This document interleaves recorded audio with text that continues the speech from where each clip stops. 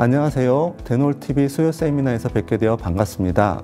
저는 강릉원주대학교 치과대학에 근무하는 박문수 교수입니다. 오늘 제가 맡은 강의의 주제는 구강점막 질환의 진단과 치료입니다. 저는 구강내과를 전공한 구강내과 전문의로서 진료하는 환자의 대부분은 턱관절 장애를 포함한 구강안면 통증 환자이지만 오늘은 엄연히 치과 영역에 속하는 질환이면서도 많은 치과 의사들이 소홀히 생각하기 쉬운 구강점막 질환에 대해 이야기하고자 합니다. 오늘 강의는 서론에 이어 병소로 오인하기 쉬운 구강내 구조물에 대한 간단한 언급을 할 예정이고요. 이어서 치과진료실에서 비교적 자주 볼 수 있는 몇 개의 구강점막 질환에 대해 이야기한 후 마지막으로 간단히 요약하는 순으로 진행하고자 합니다. 서론입니다. 몇 년 전에 제가 근무하는 강릉원주대학교 구강내과를 방문한 신안 중 구강자혈감 증후군을 포함한 구강점막 질환을 주소로 내원한 환자의 비율을 조사한 결과 전체 환자의 약 12%가 구강점막 질환으로 확인이 되었는데 이 비율은 그렇게 높지 않다고 생각할 수도 있지만 개인적으로 적지 않은 비율이라고 생각하고 있습니다. 그리고 그래프에서 보시듯이 구강자혈감 증후군을 제외하면 임상적으로 가장 높은 비율로 관찰되고 있는 질환은 외상성 궤양, 섬유종과 같은 양성 외방성 병소, 구강 편평태선, 재발성 아프터성 구내염, 구강 캔디다증, 재발성 헤르페스의 순이었으며 주목할 점은 전체 환자의 약 7% 정도는 정상적인 해부학적 구조물을 병소로 생각하고 내원한 것이었습니다. 전체 구강점막 질환 환자 90명의 남녀 연령별 분포입니다. 전체적으로 여성 환자분이 월등히 많았으며 70세 이상의 환자분이 월등히 많음을 확인할 수 있었습니다. 이에 급속도로 진행되는 고령화 사회에서 치과 의사들이 구강점막 질환, 특히 높은 빈도로 발생하고 있는 주요한 구강점막 질환에 좀 더 관심을 기울여야 한다고 생각하고 이에 중점을 두어 이야기하고자 합니다.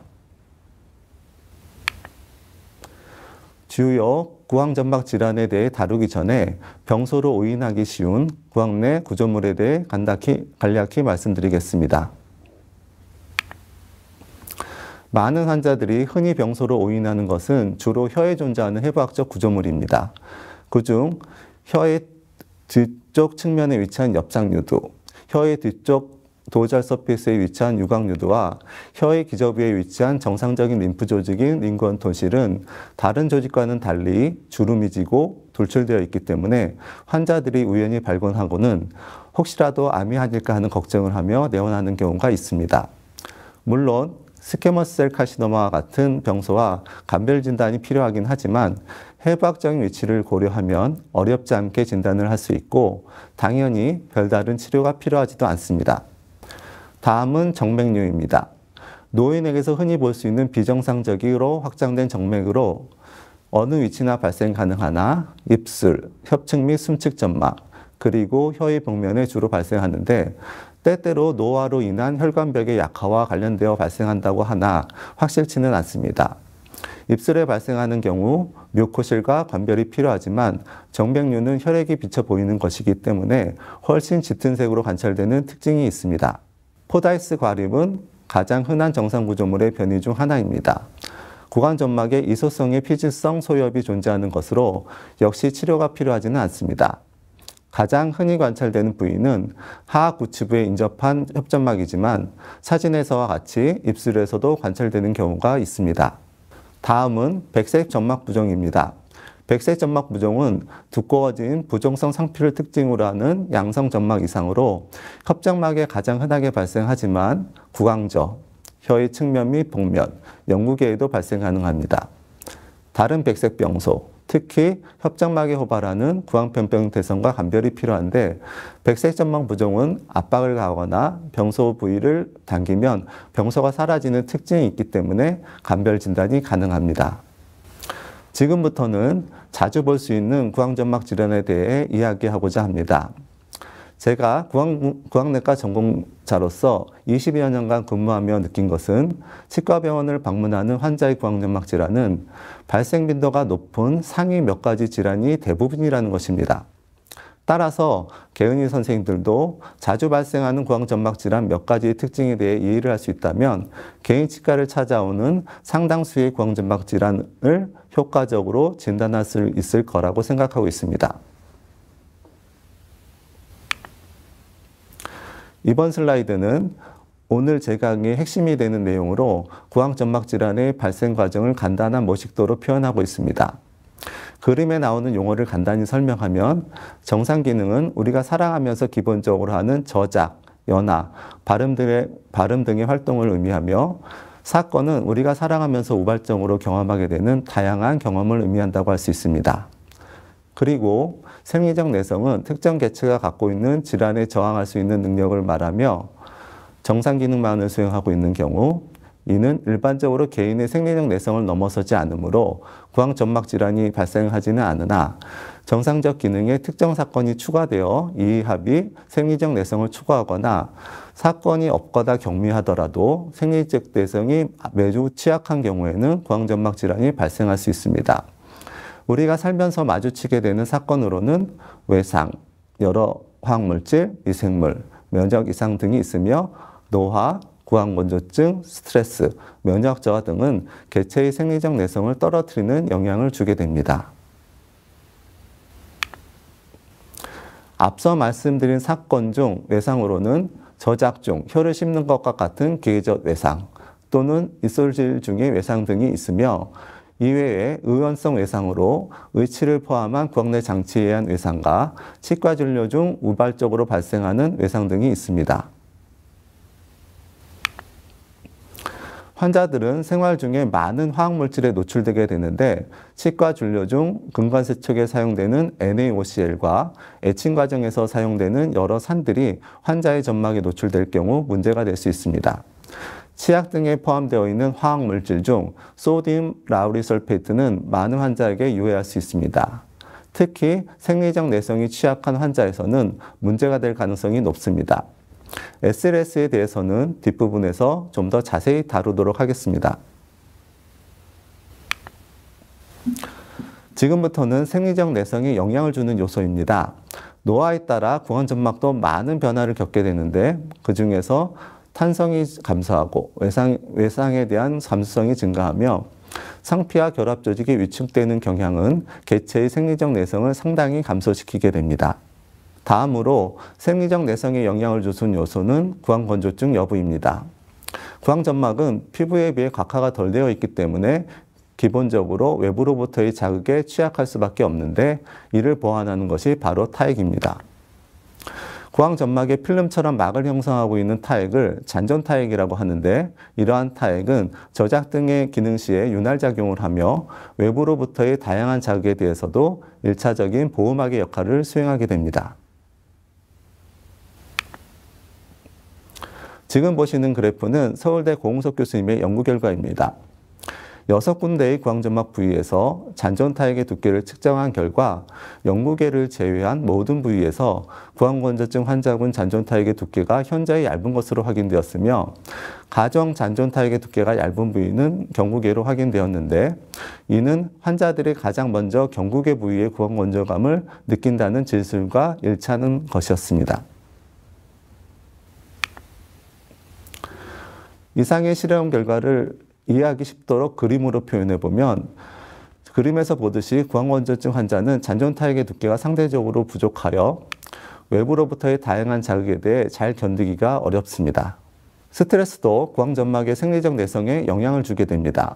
여러 연구에 의하면 스트레스가 재발성 아프터성 구내염, 라스의 하나의 잠재적인 기여 요인이라고 하였으며 또 다른 연구에서는 스트레스가 라스의 존재 기간보다는 발병에 영향을 미친다고 한 바 있습니다. 또한 심리적인 스트레스는 면역 반응을 변화시키게 되는데 이는 라스뿐만 아니라 자가 면역 질환으로 오심되는 편평태성과 만성 염증성 장질환에서도 유사한 반응이 관찰된다고 하였으며 걱정, 우울 및 심리적 스트레스는 라스와 구황변평태선의 증상과 밀접한 관련이 있음을 관찰하였다는 보고도 있습니다. 그러면 지금까지 이론을 바탕으로 주요 구강점막 질환에 대해 말씀드리도록 하겠습니다. 첫 번째 질환은 구강 캔디다증입니다. 구강 캔디다증의 발병에는 사건으로는 진균인 캔디다 알비칸스가 관여하며 환자가 고령이고 구강 건조증이 있거나 여러 가지 이유로 면역이 저하되어 있는 경우 구강 캔디다증이 발생할 가능성이 높다고 할 수 있습니다. 구강 캔디다증은 캔디다 알비칸스에 의한 기회감염으로 사진에서와 같이 증식형, 위막형, 위축형으로 분류가 되는데 급성 통증을 유발하는 것은 주로 위막형으로 문지르면 제거되는 하얀 찌꺼기 같은 문질의 존재로 진단이 비교적 용이하나 만성 위축성 캔디다 구강 캔디다증은 다른 위축성 병소와 감별이 까다로운 경향이 있습니다. 구강 캔디다증의 발병과 관련된 요소로 노화, 면역 저하, 구강 건조증 등이 있는데 슬라이드의 도표에서 보듯이 다양한 요소가 환자의 생리적 내성에 영향을 주게 되며 그 중에서도 구강건조증은 잔존타액의 방어막으로서의 역할의 부재뿐만 아니라 타액 내에 포함되어 있는 히스타틴과 같은 항진균제 성분의 고갈에 의해서도 환자의 생리적 내성에 악영향을 미치게 됩니다. 즉 병원균의 독성과 환자의 생리적 내성에 따라 구강 캔디다증의 발생 여부가 결정된다고 할 수 있습니다. 구강 캔디다증의 치료는 적절한 항진균제의 사용으로 비교적 잘 치료가 되는 편입니다. 플루코나졸 성분의 디프루칸과 니스타틴 성분의 마이코스타틴은 시럽에 증류수를 섞어 사용하게 되는데 디프루칸이 하루에 한 번만 사용하면 된다는 편리함이 있어 선호되고 있으며 의치를 사용하고 있는 환자의 경우는 의치 관리도 매우 중요하여 의치를 사용하지 않을 때 희석된 항진균제에 담가두는 것이 확실한 치료에 도움이 됩니다. 다음 질환은 바이러스 감염에 의한 구강점막 질환입니다. 이 질환의 발병에 관여하는 사건으로는 여러 가지 바이러스가 있으며 환자가 고령이고 구강건조증이 있거나 스트레스 여부 그리고 여러 가지 이유로 면역이 저하되어 있는 경우 질환의 발병 가능성이 높다고 할 수 있습니다. 오늘은 주요한 바이러스인 헤르페스 심플렉스 바이러스 1형과 바르셀라 조스터 바이러스 감염에 대해서만 다루고자 합니다. 각각의 바이러스 감염에는 원발성 감염과 재발성 감염이 있는데 순차적으로 말씀드리겠습니다. 단순포진 바이러스의 최초 감염으로 인한 구강점막 질환은 원발성 헤르페스성 치응구내염입니다. 대부분의 원발성 감염의 경우 무증상이며 종종 심한 경우가 있습니다. 주로 어린이나 10대에게 발생하는데 전구 증상으로 근육통, 불쾌감, 식욕부진, 발열 등을 동반하며 구강 증상으로는 전구 증상 후 며칠 안에 구강점막 전반에 걸쳐 홍반과 군집성 수포, 궤양이 발생하게 됩니다. 환자 내원 시에는 궤양만 관찰될 수 있으나 병력 청취를 통해 다양한 수포의 일시적 존재를 확인하는 것이 감별 진단에 도움이 됩니다. 치료는 내원 시에 이미 궤양이 형성된 경우에는 서포티브 서라피를 하면서 자연 치유를 기다리게 되며 초기에 내원한 경우 항바이러스제를 처방할 수 있습니다. 원발성 헤르페스성 치응구내염의 임상사진입니다. 소아의 구강점막에 광범위하게 구강궤양이 형성된 것을 관찰할 수 있습니다. 다음은 재발성 헤르페스 감염에 의한 병소입니다. 헤르페스 심플렉스 바이러스 1차 감염 후 회복된 환자가 면역 저하 등 생리적 내성이 저하된 경우 잠복된 바이러스가 재활성화되면서 재발성 헤르페스 감염이 발생할 수 있습니다. 하루 이틀간의 전구 증상 기간을 거쳐 다수의 작은 수포가 발생한 후 궤양으로 진행하는 것이 일반적인데 주로 입술과 입술 주변 피부, 치음과 구개부 등 각하 구강점막에 발생하는 경향이 있습니다. 초기에 진단이 되는 경우 적절한 항바이러스제를 연고나 경고 복용하게 되는데 원발성 감염과 마찬가지로 이미 궤양이 발생한 경우에는 서포티브 서라피를 시행하는 것이 보통입니다. 보시는 사진은 입술과 구개부에 발생한 재발성 헤르페스 감염입니다. 다음은 수두입니다. 수두는 바르셀라 조스터 바이러스에 의한 원발성 감염이며 20대 이전에 발생하고 감염성이 높습니다. 미열과 권태로 시작하며 곧 발진으로 발전하게 되는데 많은 병소들이 몸통에서 시작하여 안면과 사지로 번지고 구강 내에도 원발성 포진 병소와 유사한 수포와 궤양이 나타나게 됩니다.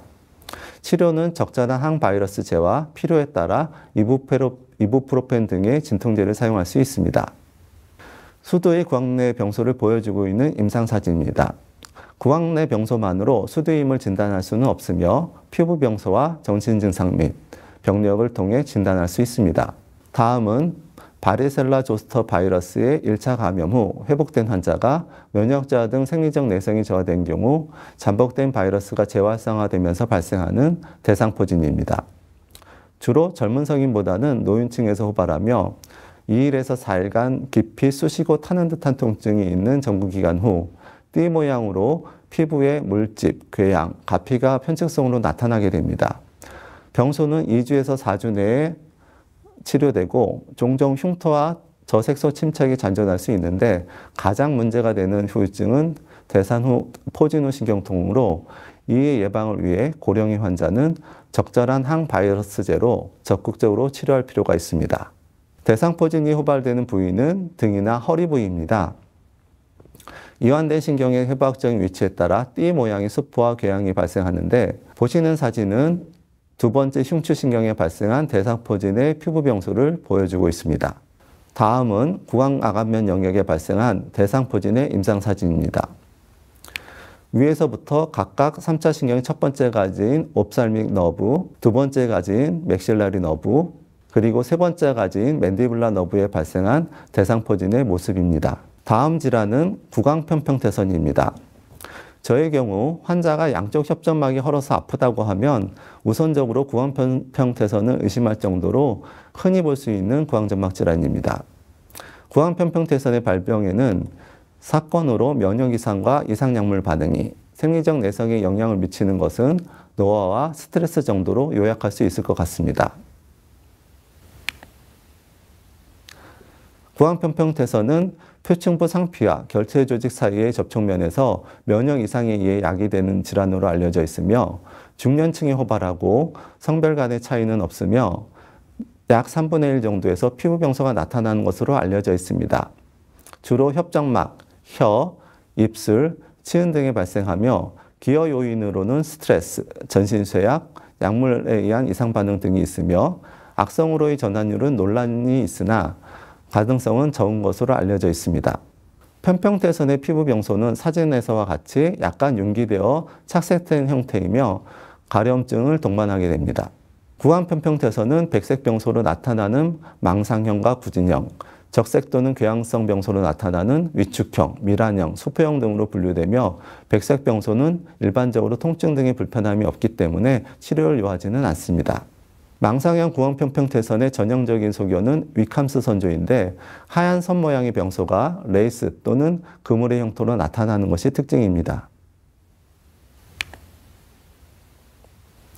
미란형 또는 궤양성 병소는 일반적으로 통증을 유발하므로 치료가 필요한 경우가 많습니다.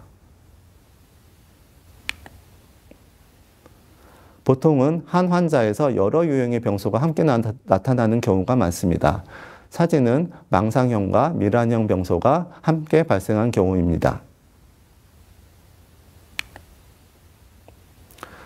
지금 보시는 임상사진은 혀의 좌측 측면에 발생한 위축형 구강편평태선입니다.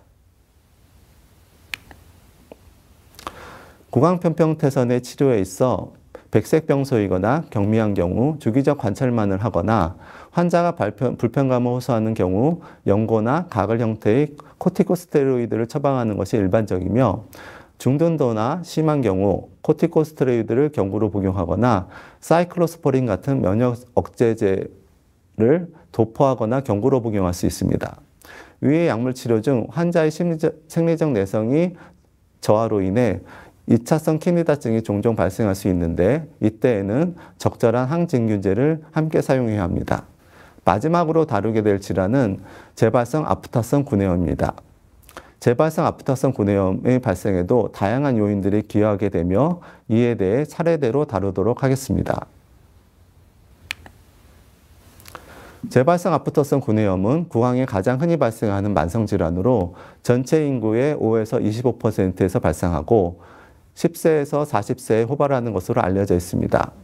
정확한 원인은 밝혀지지 않았으나 기여 요인으로 유전적 요인, 음식 알러지, 국소 외상, 호르몬 이상, 스트레스와 걱정, 금연, 특정 화학물질, 면역 이상 등이 관여하는 것으로 알려져 있습니다. 재발성 아포터성 구내염은 궤양의 형태에 따라 분류하는 것이 일반적이며 보통 1cm 미만의 마이너 아포터스 스토마타이티스가 대부분이고 메이저 아포터스 스토마타이티스나 헤르페티폼스 아프타도 간혹 볼 수가 있습니다. 재발성 아포터스 구내염의 인상사진입니다. 우측의 사진은 헤르페티폼 아프타인데 비교적 많은 수의 궤양이 군집성으로 발생한 것을 관찰할 수 있습니다. 재발성 아포터성 구내염의 치료 목적으로 통증 완화, 치유 촉진, 미래의 궤양 재발 빈도 감소 등이 있는데 저는 미래의 궤양 재발 빈도 감소가 환자의 삶의 질을 고려할 때 매우 중요하다고 생각하고 있습니다. 단순 아포터성 구내염은 국소 요인에 주목해야 하며 주로 코티코스테로이드를 국소적으로 적용하여 통증 등의 불편함을 최소화하고 궤양의 치유 촉진하는 것이 일반적입니다. 이에 비해 복잡 아포터성 구내염은 관련 국소 또는 전신 요인의 평가, 위막성 또는 괴사된 조직의 제거가 필요하며 코티코스테로이드의 경구 복용이 필요한 경우가 있습니다. 지금부터는 제가 앞서 잠깐 말씀드렸던 유해 화학 물질인 소디움 라우리 설페이트에 대해 이야기하고자 합니다. 소디움 라우리 설페이트는 우리가 생활 중에 자주 접하는 비누, 샴푸, 바디워시, 치약, 면도크림, 세탁세제, 마스카라, 선크림 등의 광범위하게 포함되어 있는 화학물질로 강한 세정력을 가진 계면활성제입니다. 웹서치를 하다 보면 소디 라우리 설페이트의 유해성에 관한 정보를 많이 접하게 되는데 그중 하나를 살펴보면 소디움 라우리 설페이트가 알려진 스킨 이리턴트이며 화장품 회사가 개발한 로션의 치유력을 테스트할 때 먼저 피부를 자극하여 피부 트러블을 야기하게 되는데 이때 사용하는 것이 소디움 라우리 설페이트라는 것입니다. 따라서 우리가 일상생활에서 많이 접하는 소디움 라우리 설페이트로 인해 비듬, 피부염, 구내염 등이 발생한다고 주장하고 있습니다. 또한 소디움 라우리 설페이트는 단순히 자극원으로 작용할 뿐만 아니라 몇몇 연구는 SLS가 포함되어 있지 않은 치약을 사용하는 경우 구내염의 발생 빈도가 감소한다고 보고하면서 이에 대해 연구자들은 SLS가 구황점막 표면에 존재하여 구황점막 보호 역할을 하는 잔존 타액을 모두 제거하기 때문이라고 설명하고 있습니다. SLS에 관련된 논문 몇 개를 살펴보면 구황점막의 SLS 적용 시 초기에는 표면괴사, 중성부 침면을 이후에는 단핵세포 침면을 발생시킨다고 보고하고 있으며 다른 연구는 사람의 구황점막에 SLS의 농도를 변화시키면서 적용시킨 결과 낮은 농도의 SLS는 구황점막 상피의 두께가 증가하였으나 높은 농도의 SLS에서는 점막을 손상시키는 반응이 우세하다고 하였습니다. 또한 SLS에 노출된 점막은 점막세포의 결합력을 약화시켜 물에 대한 투과성이 증가한다는 보고도 있습니다. SLS가 포함되지 않는 치약을 사용하는 실험군에서 궤양의 발생 빈도나 지속기간에는 별 차이가 없었으나 궤양의 치유에 차이가 있었고 궤양 존재 기간 동안 통증이 감소하는 경향을 보였다는 국내 연구도 확인할 수 있었습니다. 이상의 연구를 종합해 볼 때 SLS는 구황점막을 자극하여 라스 등의 구황점막을 야기할 가능성이 있으며 잔존 타액을 완전히 제거하기 때문에 구황건조증 등 생리적 내성이 취약한 환자에서는 더욱 큰 문제를 야기할 수 있습니다.